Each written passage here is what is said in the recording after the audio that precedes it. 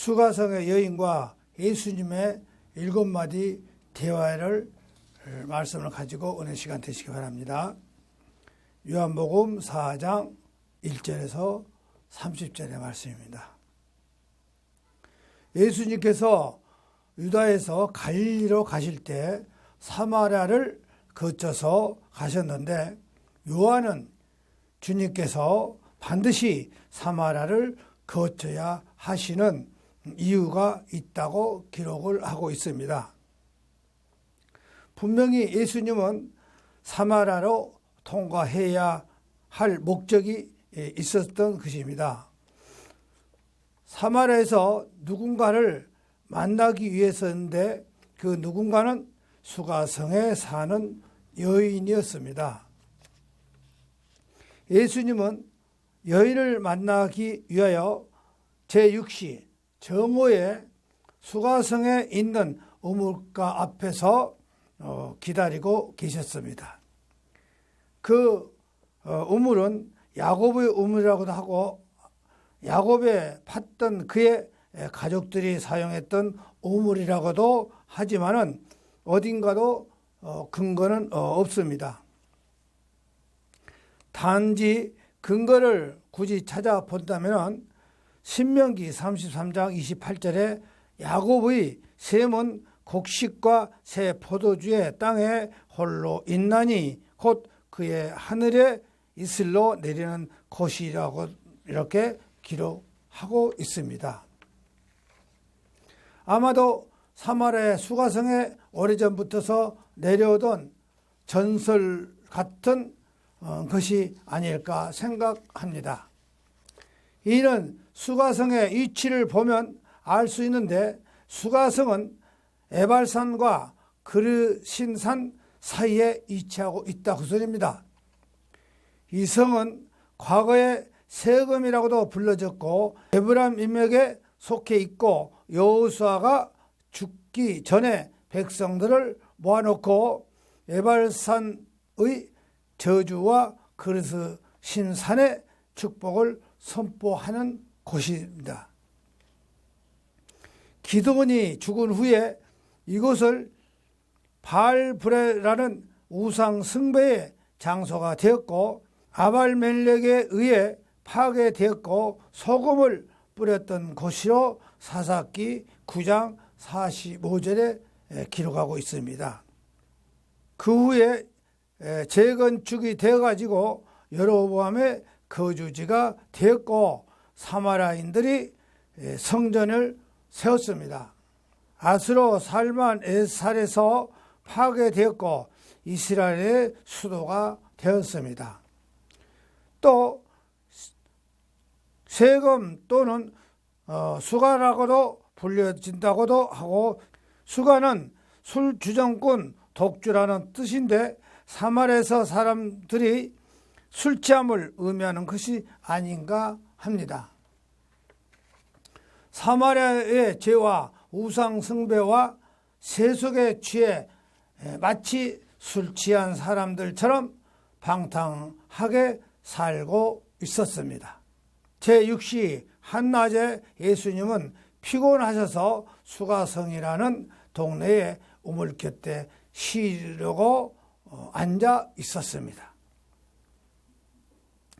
예수님은 우리와 똑같은 육신을 가졌으므로 아침 일찍부터 걸어서 사마리아에까지 오셨고 예수님은 우리와 똑같은 육신을 가졌었으므로 아침 일찍부터 걸어서 사마리아까지 오셨고 뜨거운 한낮 태양에 몸이 지쳤을 뿐만 아니라 때가 정오이기 때문에 시장하시기도 하셨던 것입니다.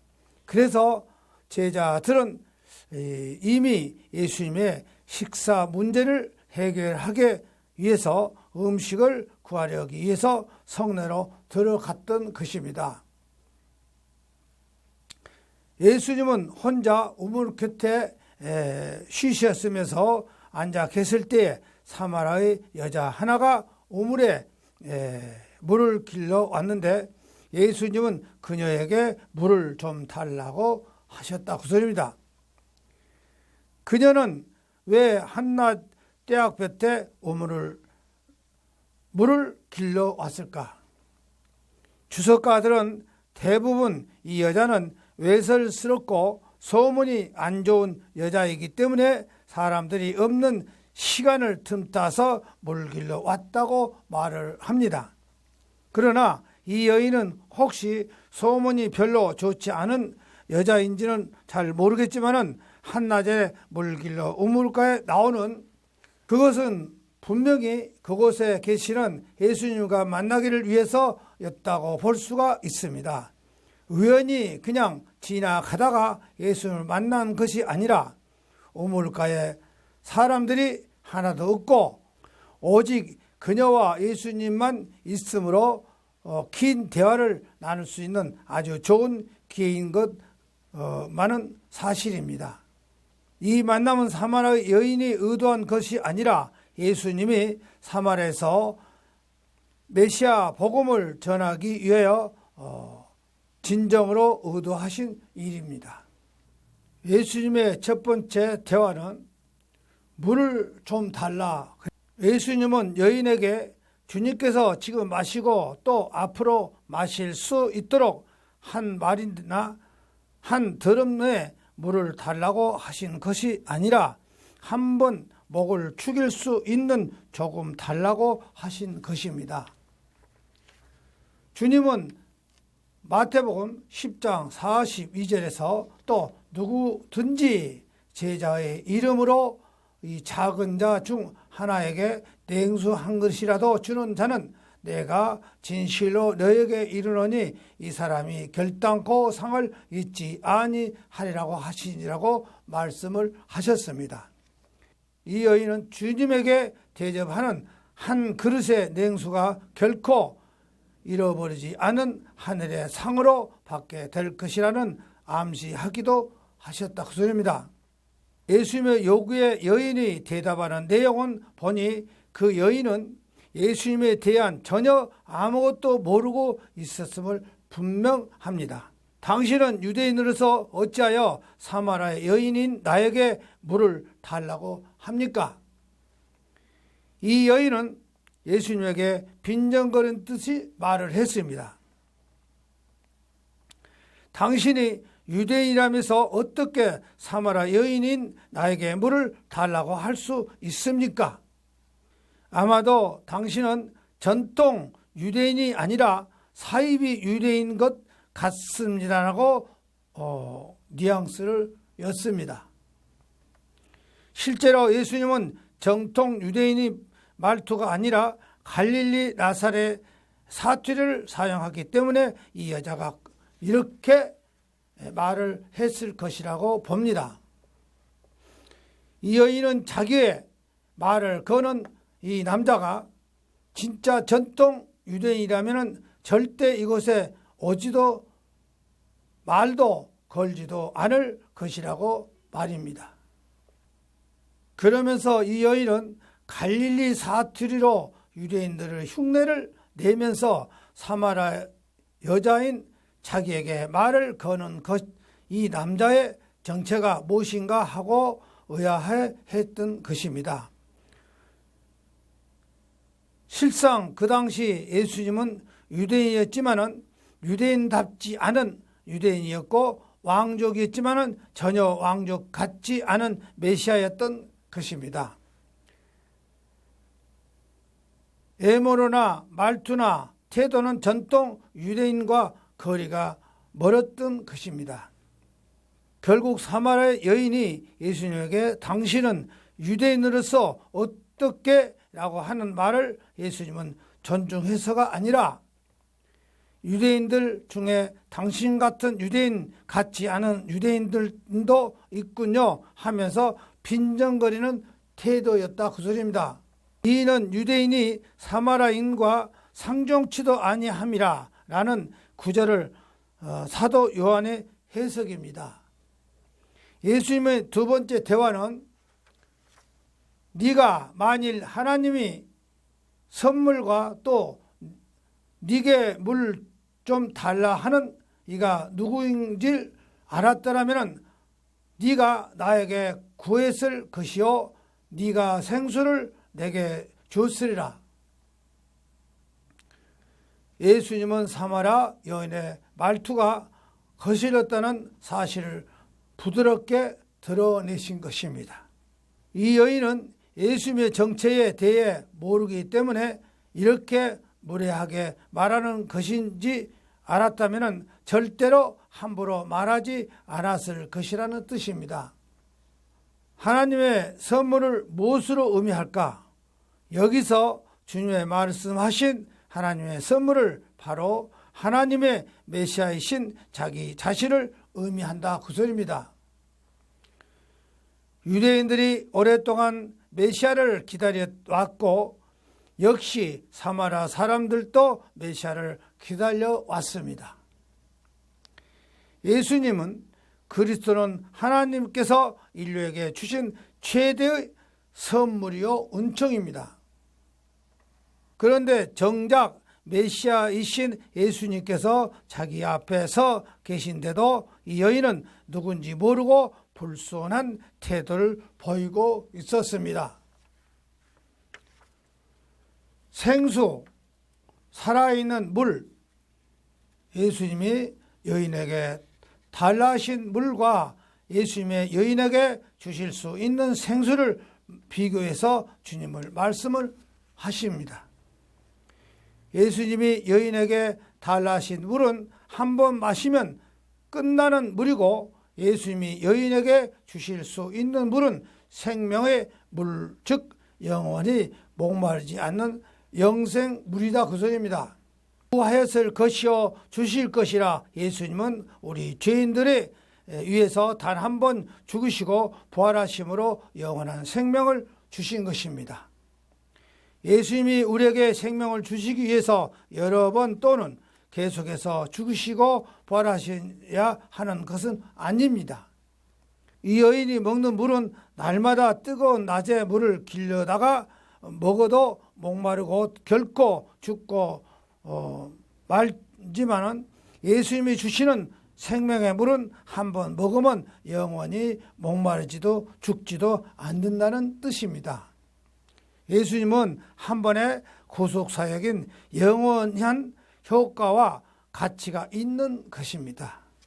예수님은 한 번의 죽으심과 부활로 영원한 생명을 주는 생수를 주셨다고 말씀을 하셨습니다. 사마라 여인은 생수를 주시겠다는 주님의 말씀을 다시 토를 답니다. 주여, 주여라고 여인은 예수님에게 칭호를 붙이는데 언뜻 보면은 예수님을 존경하고 존대하는 것처럼 보이지만은 실상 이 지역에서 특히 남성들에게 보통 불리우는 칭호라는 것입니다. 이 여인은 아직까지 예수님을 메시아나 특별한 분으로 알지 못하고 있는 상태였습니다. 예수님께서 하나님의 선물인 생수를 원한다면 줄 수도 있다고 하시는 말씀에 물을 기를 그릇도 없고 우물을 깊은데 어떻게 생수를 얻을 수 있겠느냐고 되물었습니다. 그 당시 우물에는 물 기를 두레박이나 그릇이 없었고 물 기를 사람이 가지고 다니냐고 그랬습니다. 그러나 물기를 두레박이나 그릇도 없는데 어디서 물을 담아서 줄 수 있느냐는 것입니다. 아직도 이 여인은 예수님이 말씀하신 하나님의 선물과 생수의 의미를 깨닫지 못하고 있었습니다. 더군다나 야곱의 우물의 전설을 들먹거리면서 이 우물은 조상 야곱이 파서 대대로 내려온 것인데 당신이 야곱보다 크냐고 질문을 했습니다. 이 말은 예수님이 들어 당신이 야곱보다 더 위대하냐 혹은 야곱이 파서 사용하여 그 당시까지 내려왔는데 그 연수가 대충 2000년 정도 되는데 그렇게 오랫동안 식수로 사용할 수 있는 야곱의 우물보다 더 좋은 우물을 발견할 수 있느냐는 뜻입니다. 정말 2000년을 거쳐서 한 우물을 사용했다면 그 물은 신비의 우물이요 그야말로 명당이라고 아니할 수 없습니다. 사마라 여인은 예수님에게 이스라엘의 유구한 역사보다 당신이 더 위대하냐고 크냐고 질문을 했습니다. 사마라 수가성에 있는 야곱의 우물은 그들에게는 매우 기념비적인 아브라함의 자손이라는 자부심과 긍지가 넘치는 것이었습니다. 이스라엘 역사보다 더 큰 인물이 있습니까? 아브라함의 역사보다 더 위대한 인물이 있습니까? 예수님의 세 번째 대화는 이 물을 마시는 자마다 다시 목마르려니와 내가 주는 물은 마시는 자는 영원히 목마르지 아니하리니 내가 주는 물은 그 속에서 영원하도록 솟아나는 샘물이 되리라. 예수님은 여인이 말한 야곱의 우물을 역사가 2000년이 되어서 신비의 우물이며 이스라엘의 역사를 대표하는 기념할 만한 우물이라고 해도 그 우물에서 길어 올린 물은 먹으면 다시 목마르게 된다는 사실을 말씀을 하셨습니다. 기나긴 역사, 유구한 세월이 해결될 수 없는 목마름이었습니다. 이 세상의 모든 문명과 문화, 인간의 철학과 과학이 해결해 줄 수 없는 갈증이었습니다. 이것이 영생에 대한 목마름이며 갈증입니다. 인류 운명의 기원을 인간의 영원히 숙제인 생명 불멸에 대한 목마름에 대한 시작입니다. 그러나 문명의 끝은 여전히 해결할 수 없는 목마름과 갈증인데 죽음과 무덤으로 마지막을 장식한 것입니다. 모든 문명은 차례대로 사멸과 무덤으로 가게끔 되어 있습니다.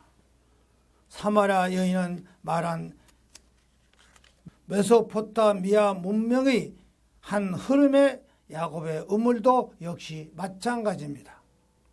예수님은 모든 문명이 해결하지 못하고 모든 인류와 역사와 종교가 해결하지 못한 영생의 문제를 해결하시기 위해서 오신 것입니다. 사람이 물을 먹는 이유는 생명력을 유지하기 위한 것입니다. 그래서 사람은 날마다 적당량의 생명을 유지하기 위해서 물을 먹어야 하면 그런 의미에서 예수님께서는 우리 안에 영생하도록 솟아나는 생물이 되게 하리라고 하셨습니다.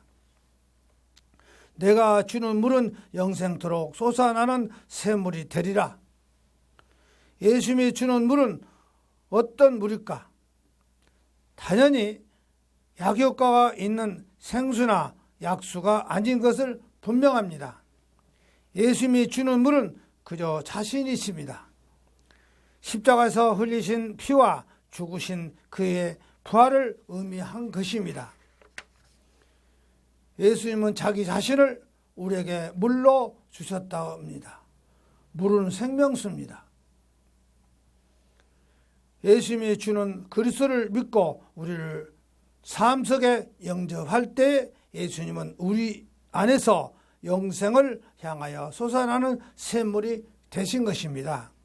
우리가 예수님을 믿고 주와 그리스도로 우리 마음속에 모시면 우리 영혼의 샘이 하나 생기는데 영생의 샘이 생겨서 영원히 생명력이 마르지 않고 죽지 않은 영생을 누리게 된다는 것입니다. 이 여인은 예수님의 말씀을 듣고 흥분하여 정말 그런 물이 있다면 주셔서 목마르지 않게 해주시오. 다시는 물을 길러 우물에 나오지도 않게 해달라고 말을 했습니다. 우리도 어떤 때는 한번 먹으면 배고프지 않는 식량과 목마르지 않는 물이 있다면 얼마나 좋을까 생각할 때도 있습니다. 물론 사람은 먹고 마시는 재미로 살지만은 끊임없이 먹고 또 먹어야 하는 것이 매우 피곤하고 힘들 때도 느낄 때도 있습니다. 이 여인도 사는데 고달프고 힘들었을 것입니다. 예수님의 네 번째 대화는 가서 네 남편을 불러오라. 예수님께서 갑자기 화제를 바꿔서 여자의 가정 문제를 거론하십니다. 왜 예수님은 갑자기 남편 문제를 이야기하셨을까? 예수님의 말씀에 빈정거리면서 이해하지 못하는 이 여인에 대해서 약점을 들춰냈습니까? 예수님은 영적인 이야기를 하는데 이 여자는 육적인 것으로 받아들였으나 예수님과 대화가 통하지를 않았던 것입니다. 요한복음 6장 63절에 살리는 것은 영이나 육은 무익하니니 내가 너에게 이런 말을 영이요 생명이라 그랬습니다. 예수님은 생명의 물인 예수님 자신을 이야기하는데 여자는 자꾸 우물에서 길려 올릴 물을 생각하니 핀트가 맞지 않을 수밖에 없다 그 소리입니다. 제자들이 성령을 받고 온전한 성령의 사람으로 변화되기 전에는 예수님의 대화는 역시 불통이었습니다. 예수님은 하나님의 나라를 말씀하시는데 제자들은 이스라엘 왕국을 생각하고 있으니 얼마나 답답하셨을까. 인간의 영적으로 되기 위해서는 자신의 죄와 허물을 발견하고 인정해야 합니다. 그래서 침례 요한은 성령의 침례를 주실 예수님을 예배하기 위해서 회개의 침례인 물침례를 베풀었던 것입니다. 예수님은 여인의 아픈 상처를 들추어 내물어서 예수님의 똑바로 볼 수 있게 하신 것입니다. 실상 여인은 남자와 함께 살지만은 법적인 남편은 없다는 것입니다. 이 여인은 주변 사람들에게 굳이 지금 살고 있는 남자는 법적으로 남편이 아니라고 말할 이유가 없다 그 소리입니다. 이 여자가 함께 살고 있는 남자가 남편이겠지 하고 다른 사람들은 생각을 했을 것입니다. 그러나 예수님은 남편을 데리고 오라고 하셨는데 여자는 솔직하게 남편이 없다고 말했습니다. 실상 남편이 아닌 남편은 이 여인에게 숨겨진 죄악의 중심지였고 남편이 아닌 남편을 예수님에게 드러낼 것을 죄의 치부를 드러내는 것이고 치유의 시작점이기도 했던 것입니다. 예수님의 다섯 번째 대화는 네가 남편이 없다 하는 말이 옳다. 내게 남편이 다섯이 있었고 예수님은 여인이 남자는 이때 남편은 없다고 말한 것이 대해서 인정해 주시고 네 말이 옳다고 네 말이 옳다는 네가 정직하게 말한다고 번역할 수도 있습니다. 이 여인은 무슨 연고에서인지 과거에 5명의 남자에게 살다가 헤어졌고 현재 남자와 살고 있는데 법적으로 남편이 아니라는 것입니다. 그는 불륜이니까 5명의 남자들이 죽어서 사별을 했는지 아니면은 무슨 문제가 있어서 이혼을 당했는지 확실치 않지만은 그 당시 남자와도 동거 생활을 하고 있었습니다. 이스라엘 법으로 보면 여자가 원해서 이혼하는 경우는 극히 드뭅니다. 여자가 부정을 저질렀거나 그렇게 오해를 받았거나 자식을 못 낳거나 할 때 남편에게 이혼당할 수는 있습니다. 사두개인은 부활의 문제로 예수님에게 시비를 걸면서 한 여자가 7 형제를 쇠하였다가 자식을 낳지 못하고 죽었다면 부활 시에 그 여자는 누구의 아내가 되겠느냐고 하고 질문을 했습니다. 여기서 사두개인이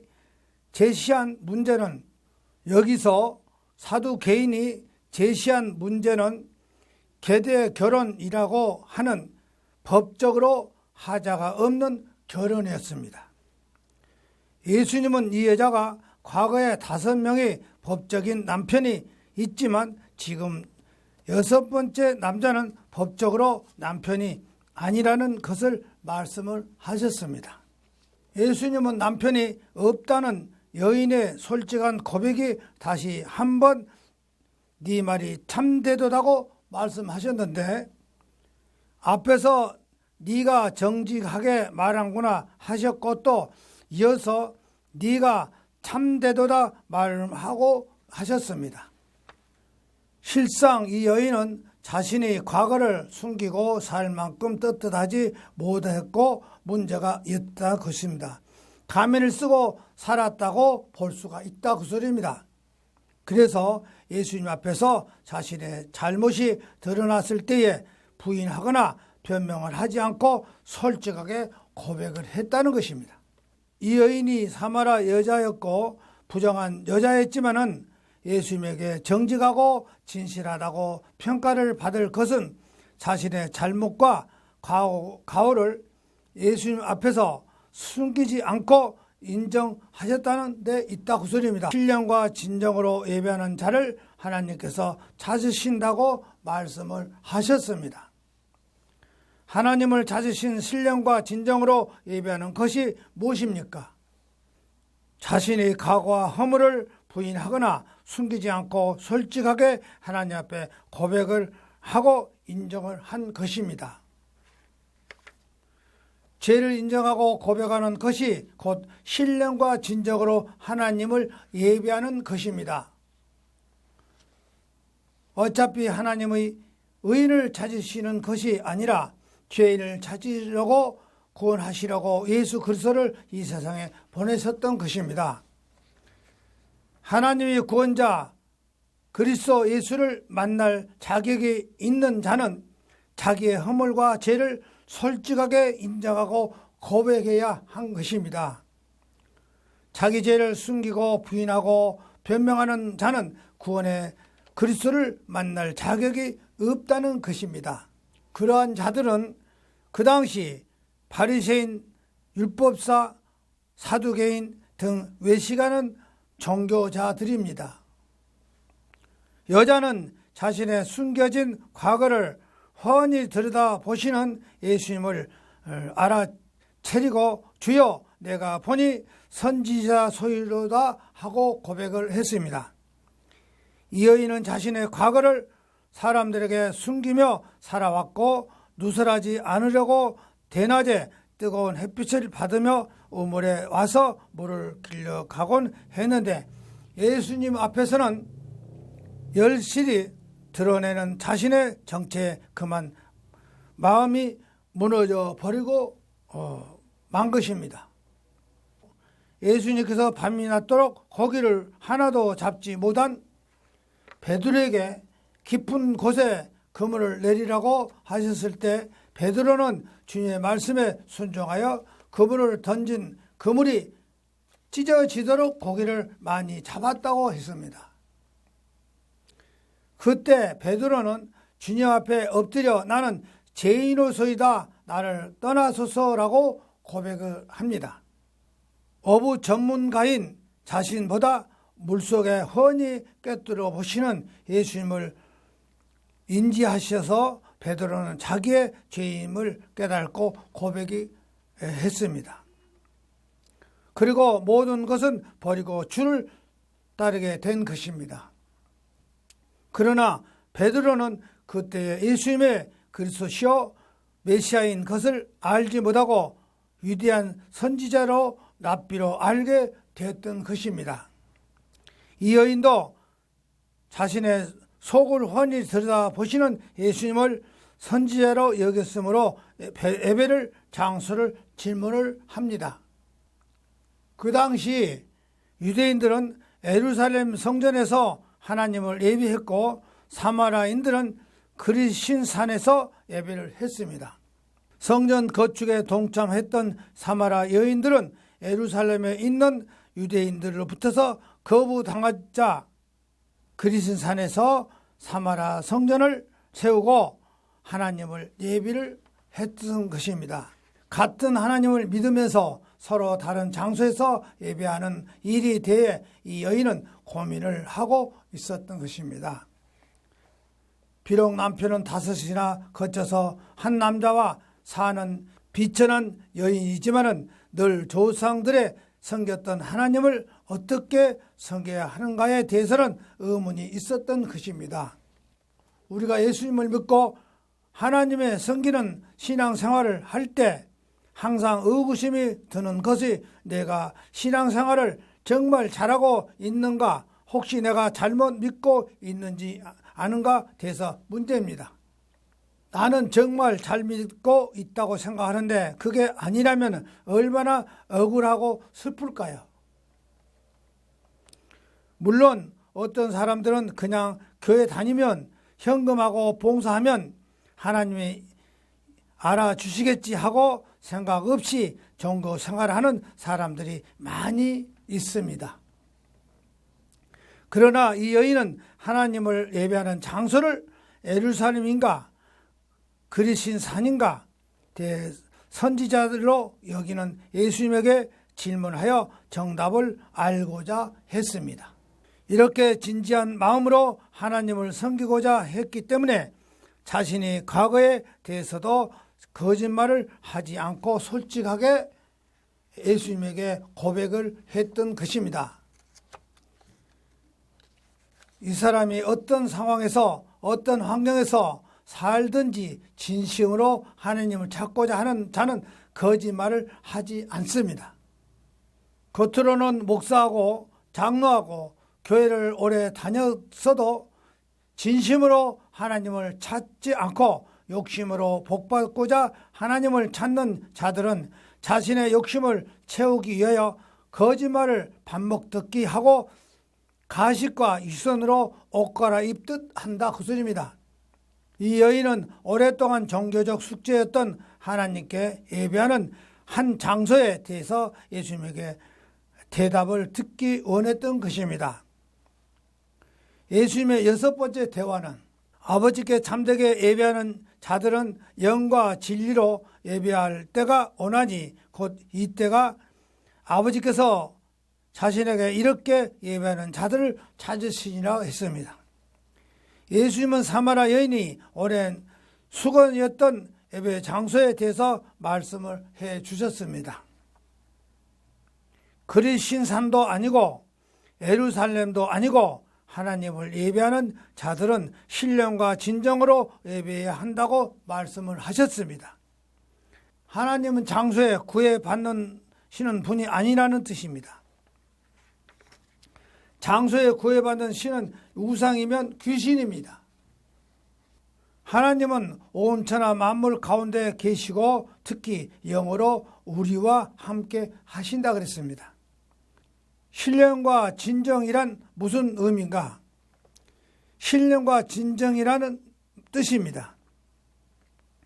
성령은 예수님을 주와 그리스도로 믿고 영접하는 자에게 주시는 하나님의 영이라 그 소리입니다.